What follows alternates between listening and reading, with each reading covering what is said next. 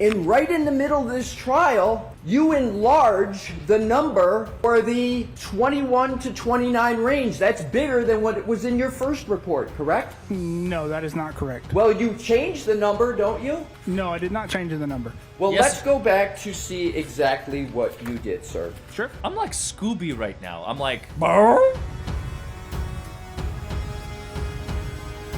It starts, Dear Mr. Brennan. You see that? Yes, I do. Pursuant to your request. That's the request you're referring to of Mr. Brennan, correct? Correct. he looks very embarrassed and very, very, very sad. There's a lot of sadness in his eyes, but he's trying to hide it. He is extremely stressed out.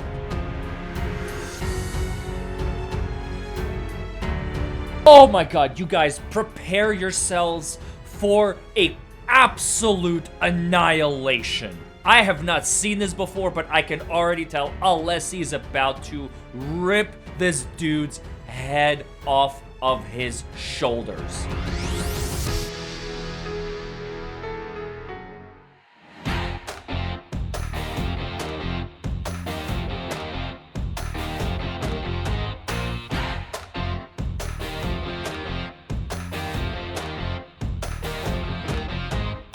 Well, hello everybody, and welcome back to Buckle Up, It's the Law. Folks, today we are going to continue with Shanon Burgess. Oh my goodness, this man, not only is he a liar, he also decided to change the facts, basically committing a crime against Karen, against the trial, against the facts, and most importantly, against John O'Keefe, who cannot be here to defend himself. Folks, we are going right in the middle of a heated exchange between Alessi and Burgess. Let's go, everybody. It was my goal to determine the data from the infotainment and telematics modules that were missed in the initial download and create a timeline and consistency of those timestamps. Your goal was to create a timeline, correct? Correct. That timeline, among other uses, was to be for your colleague, Dr. Judson Welcher, to use that in his analysis, correct? That is correct. So you knew not only what your purpose was, but you knew what your work was going to be used for by Dr. Welcher, your colleague, correct? Well, I knew it was going to be provided, yes. Well, you knew it was going to be provided. Have you ever talked to Judson Welcher, your colleague, about this case at all? I have vaguely, yes. How many times have you talked to him? I would count a handful of times. And just give me a general idea of the nature of the discussions between you and Dr. Welcher. You're both working on the same, quote, incident, right? Sure, yes. What would have been the nature of those discussions? So those discussions would have been identifying what I found on the infotainment and telematics modules and discussing, explaining that data to Dr. Welcher. So did Dr. Welcher ever tell you, your colleague, why he wanted to use that data for his purposes? For reconstructing a timeline. And for reconstructing a timeline and picking a time for the what you now call a text stream event, correct? You knew that's what he was doing. Correct, for a timeline, yes. Right, so you knew that for the 1162.2 text stream event, he was going to use your analysis back in January of 2025 to try to pinpoint that text stream event 1162.2, correct? That is correct. You knew that. Yes. And you know that he used that data to select a specific range for that text stream 1162.2 text stream event, correct? I don't know if select would be the right. I understand Oh, what yeah. you're saying. Yes. Oh, What yeah. term would you use? Sure. So based on the data, he's identifying the time approximately when that event would have occurred. Wait. Identifying or manufacturing? Big difference, Burgess. And that text stream event, that 1162.2, is what Aperture is contending is a time of a collision. Is that correct, to your knowledge? That's sustained on that. Ask it differently, Mr. Ness. Do you know the purpose of the 1162.2 text stream event in the analysis performed by your firm? No, Dr. Welcher, I do not. So you performed your analysis What? and all these timelines that you talked about on direct without knowing Yeah. what Dr. Welcher was going to do with that data? No, so sorry. Oh I my misspoke. God. So it would be to You liar. timeline the time and date, or to put a time and date with when that text stream trigger would have occurred. Exactly. So you knew. So you knew what the purpose Yes! was of your work Correct. with regard to Dr. Welcher's. Yes. Correct. Yes. And isn't Dr. Welcher's work on the 1162? You can't hide behind the veil of, oh, I misunderstood. You know exactly what you are doing. You're trying to recreate a case from the ground up by changing the facts, manufacturing the evidence, and fabricating what actually happened. Don't play games, Burgess. You know what you're doing, and you know what Welcher is doing, and you're both in cahoots, and you're both getting exposed. One, I am in the so angry. 1162-2 text stream event, an important aspect of the work of Aperture in this case. Yes, it is. Did anybody from the Commonwealth ask you in your January 30th, 2025 report to not discuss your work in connection with the text stream 1162-1 and the 1162-2 events? No. But you didn't discuss that, meaning the 1162-1 and 1162-2 events, in your first report in January 30th, did you? That was not part of my report, correct? But you did delve into that, and pretty heavily, in your May 8th report, correct? Correct. And you delved into that pretty heavily in the middle of this trial, correct? Correct. So after the trial, do you know the trial started around April 22nd in Oh, this case? God. Yes. Oh, my God. You guys, prepare yourselves for a absolute annihilation. I have not seen this before, but I can already tell Alessi is about to rip this dude's head off of his shoulders. Let's watch this together. Oh, God. I'm so excited. Around, yes, generally. So let's do the timeline on this. Yeah. January 30th, 2025, you prepare your initial report, correct? Correct. In that initial report, you mentioned nothing about text stream event 1162-1, correct? Correct. In that report, you mentioned nothing about text stream event 1162-2, correct? Correct. The trial starts April 22nd, correct? Correct. Roughly. Generally.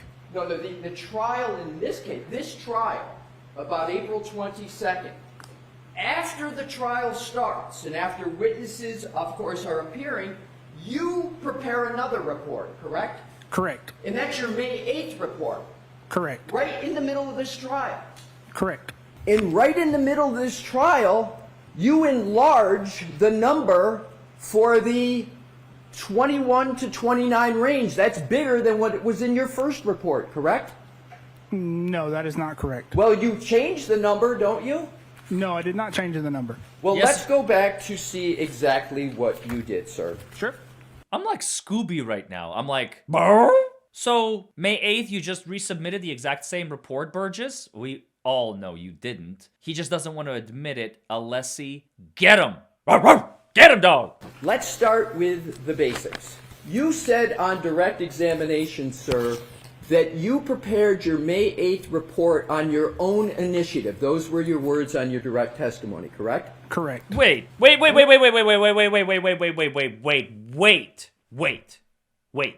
Pause. Already? That is one of the biggest red flags I think I have ever heard of in my entire life. This man prepares a report January 30, 2025. I believe he prepared a report last year. Maybe not. I don't remember. I know Welcher testified 100% because I did both of his direct and cross last year and this year.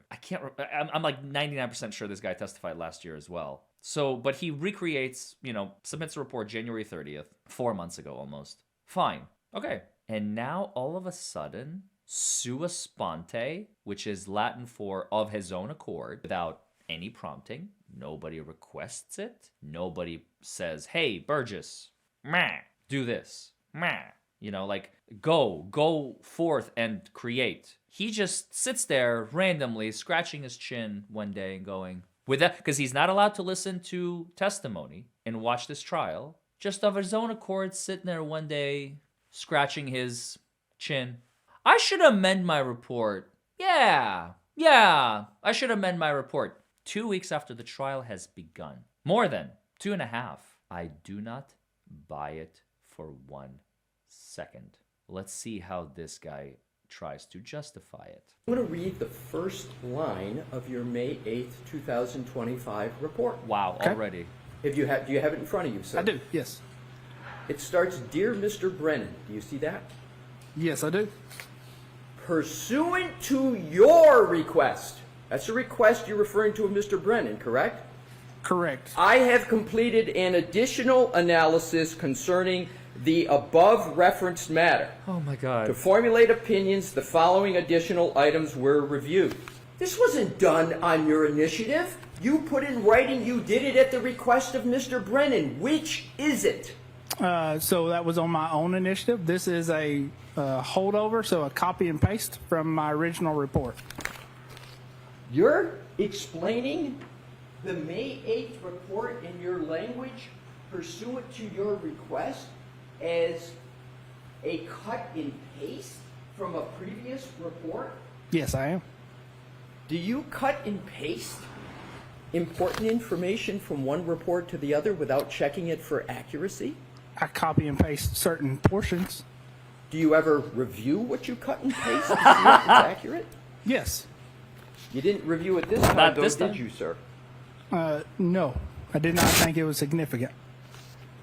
Oh, you don't think it's significant, sir, that the matter is in the middle of a trial and there's a request for a new report after testimonies occurred in that trial? You don't think that's important? Objection. Why did you prepare the new report then? Sure. So there was a claim from a PowerPoint presentation by Mr. DeSogra of trying to adjust clock syncs or making clock adjustments based on the synchronization of certain events. That was produced in March. Upon reviewing that, my initial thoughts were to address that in testimony. But as I was preparing for trial, I made the decision that it needed to be better addressed in a supplemental report. But you understand. That is a bold-faced lie. I'm sorry, you guys. I can't, like, my brain is like, what is happening? Brennan, pursuant to your request. Oh, it's just a copy and paste job. Oopsie daisy. I did this on my own. Does anybody believe him? Look, by the way, for the record, remember, so far, every single piece that we've done of Burgess, he has not even so much as glimpsed at the jury because he is terrified of how they're staring him down, I'm certain of it, and he knows it's going to throw him off. So he's just focused as much as he can on the attacker, aka Robert Alessi, in front of him. He's just confronting his accuser as best as he can, pretending like nothing's wrong, like nothing's happened. I mean, his face says completely otherwise. His neck is red, his face is red, his forehead is red, his cheeks are red. He looks very embarrassed and very, very, very sad. There's a lot of sadness in his eyes, but he's trying to hide it. He's trying to hide it as best he can, and it's failing miserably. He is not relaxed. He is extremely stressed out. And for good reason. He is a compulsive liar. He is... This is what you get when you cannot find a good expert witness because your theory is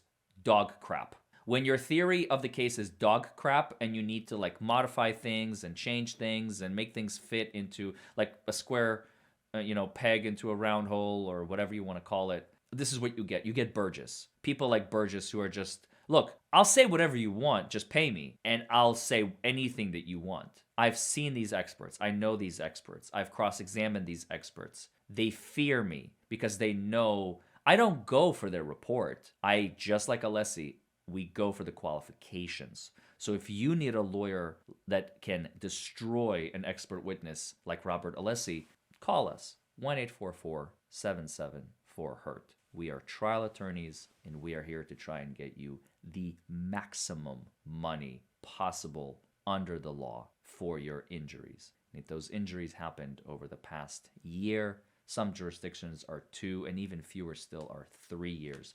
But if it's within the last year, you cannot go wrong in all 50 states, and I can help you in all 50 states.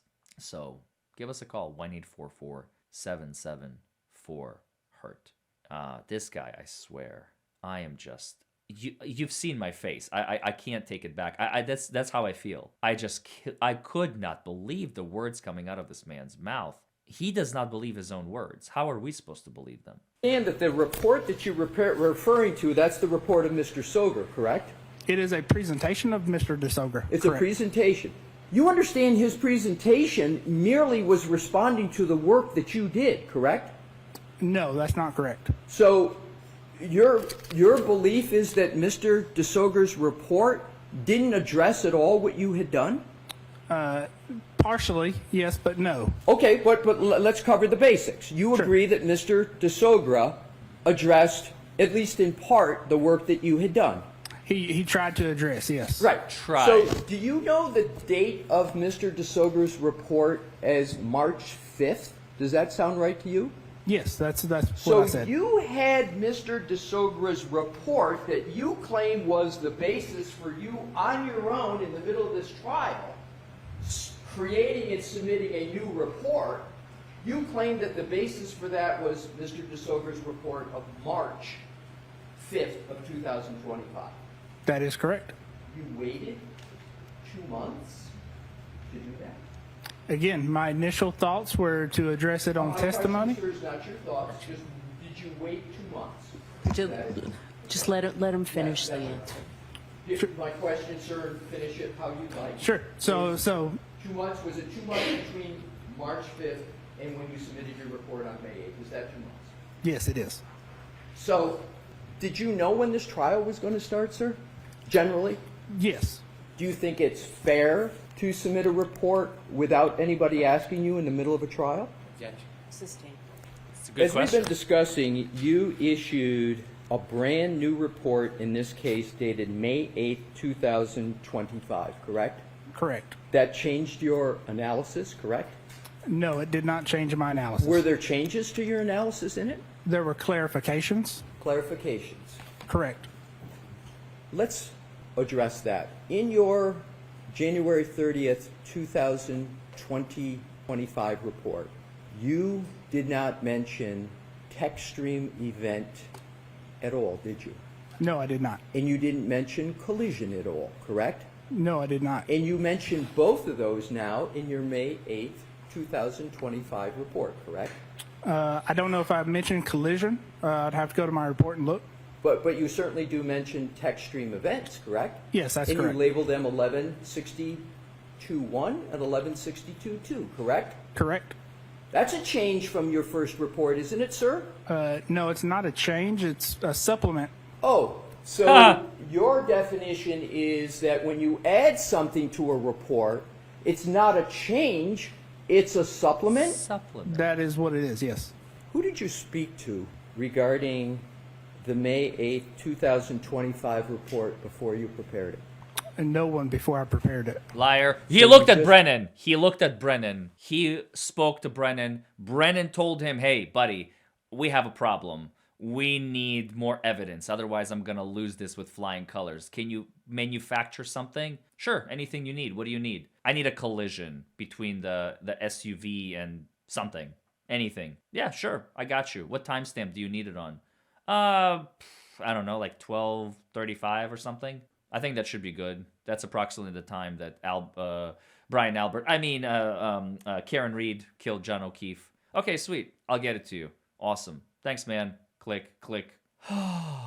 Just prepared it on your own. I did. Did you... Nobody believes you. have any communications at all? I asked you who you spoke with, but did you have any communications at all with either Detective Lieutenant Tully or Buchanan? So I did reach out to Tully to get a full set of the location data, yes. So you reached out to Detective Tully before you prepared your May 8th Yes, that is correct. Did he tell you that the trial had started in this case? No, not during that conversation, no. That's not the first communication you had with Detective Tully, was it? No, it's not. How many conversations have you had with Detective Tully? I would say a handful. How much is a handful? I would be speculating, but we'll say 5 to 10. 5 to 10. Sure. Is Detective Tully expert at all in digital forensics? No. But you've had 5 to 10 conversations with him. Correct, to get provided information.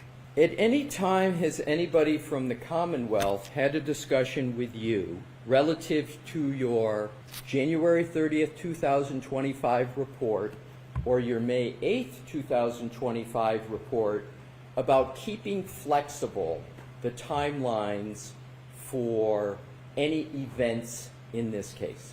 No, sir. Did you have any discussions at all regarding the May 8th, 2025 report you prepared in the middle of this trial with anyone from the district attorney's office? Yes. When did you have those discussions? That would have been on, probably May 7th when I reached out to Mr. Brennan. So you reached out to Mr. Brennan on May 7th, 2025, correct? Correct. That's before May 8th of 2025, correct? Correct. So Nailed him. before you sent that report in, you had a discussion with Mr. Brennan about it, am I correct? Correct. What was that discussion about? That was just a discussion over the data and what the report said. So you were discussing with Mr. Brennan what was going to be in your report, including data and analysis, correct? Correct. Did you tell Mr. Brennan that you were going to be submitting the report shortly to him on May 8th? Yes. Did you agree to a time when you would submit that report? No, I did not. Did you tell him when you were going to submit it? No, I did not. But after the conversation on May 7th, you discussed with him that you had either pretty close to finalize the report. It's a pretty extensive report, right? Correct. So on May 7th, you were pretty well along the way in that report, correct? Correct. Did you let Mr. Brennan know that? Yes. So he knew the nature of the report. He knew how far along you were with it. Correct. Did you have any other calls with anybody from the prosecution's office other than that about your May 8th report? No, I don't believe so. Did you have any texts with anybody about your May 8th report? No. Did you communicate with anybody else about your upcoming May 8th report? No, I would have provided a copy to Dr. Welcher. Your colleague. Correct. So Dr. Welcher knew you were working on this report, correct? He knew I submitted the report. I don't know if he knew I was working on the report. Did he know you were going to submit the report before you submitted it? Yes, I'm sorry, yes. Did he know what was going to be in the report? Yes, he did. Did he support the fact that you were going to submit a report in the middle of trial? I can't speak for Dr. Welcher. But he knew you were going to do it. Correct. Did he say anything, don't do that? Or did he have any comment about the fact you were going to submit it? Not that I recall off the top of my head. Not that you recall, so is it possible he did comment on whether you should submit it in the middle of trial? No, he would not have commented on whether I should have submitted it or not. How many times in your career, sir, have you submitted a supplemental or amended report in the middle of trial? This would be the only one that I recall. So this is the only time. Wow. How many years have you been doing this? Approximately 10 years. And so approximately 10 years, Wow. This is the first time you've submitted a amended supplemental report in the middle of a trial. A supplemental report, correct. As you call it, a supplemental report in the middle of trial. Correct. Do you know a person by the name of Ian Whiffen? Yes, I'm familiar with the name. You say you're familiar with the name. Are you more than familiar with his name? Are you familiar with his work? I'm familiar with his report in this case, yes. So you're familiar with his work if you're familiar with his report, correct? Correct. Were you given do you know that Mr. Whiffen has testified in this trial? No, I do not. And with regard to Mr. Whiffen's report, did you read it? Yes, I did read his report. And that would be of interest to you. Wait a minute. This guy is like, okay, yeah, I know Ian. Yeah, I know his report. I don't know his work, but I know his report. So you know his work. Well, okay, yes, I do. You know he testified. Oh, no, heavens no. You know he's going to testify. Oh, I don't know anything. No, but the report is directly about Karen's SUV. I mean, this guy, you know how I said before that Guarino is like the number one liar in this case? We can modify that statement now. On the spectrum of liars, he is that are not like directly related to the case, he is now number 2. This guy is taking the number 1 spot. Congratulations, sir. You have officially earned the number 1 spot as the worst liar and the most lying witness in the Karen Reed case. Number 1 with a vengeance. You've earned your stripes, sir. Now, if you want to split it up, you know, like one of the number 1 gaslighters that are troopers, Guarino is still number 1. Experts, this guy's number 1. They can both have a number 1 spot. Makes no difference to me. But my God, this is horrific what this guy... He's just... Like I said, he's a liar for hire. He is just, pay me whatever. I'll dance. I'll sing. I'll do cartwheels. Whatever you want me to do, Brennan, I will just pay me money and I will give you everything you want and then some. Just pay me. Pay me my hourly rate, pay my company, make sure that they're taken care of, make sure that I'm taken care of.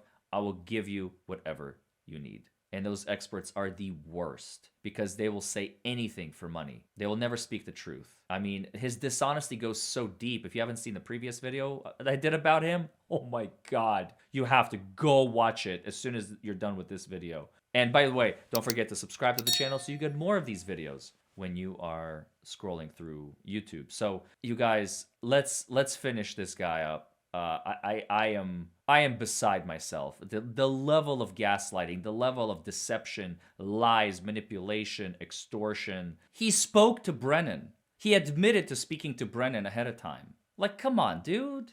Come on. It's embarrassing. Correct? That's why you read it?